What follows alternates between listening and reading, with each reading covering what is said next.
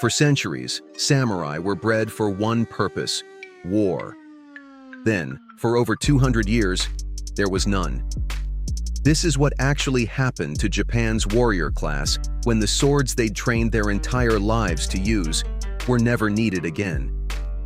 In 1600, after a century of brutal civil war, one warlord finally united Japan under a single ruler, the shogun.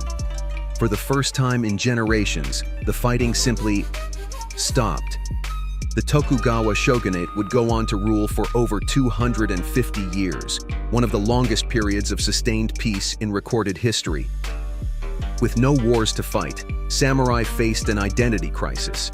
Many became administrators, tax collectors, and record keepers instead of soldiers. They still carried their swords, a symbol of status. But for most, the blade became ceremonial.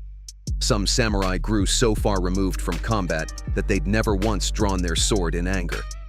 Without war to prove their worth, samurai turned inward.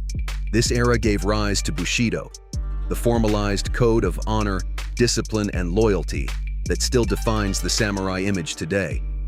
Ironically, the most famous samurai virtues weren't born on the battlefield. They were written during the longest peace Japan had ever known. But peace brought its own quiet crisis. Samurai received fixed rice stipends that didn't keep up with a growing economy. Many fell into debt despite their high status.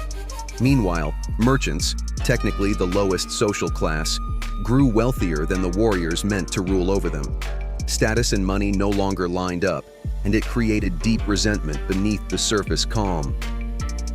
For over 2 centuries, this uneasy peace held.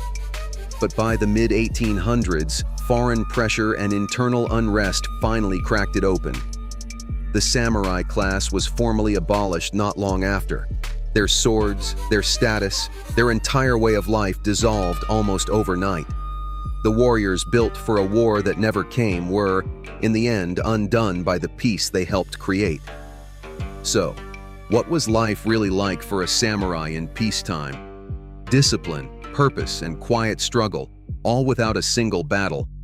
But what happened when Japan's warriors faced war again for the very first time in generations? That's next.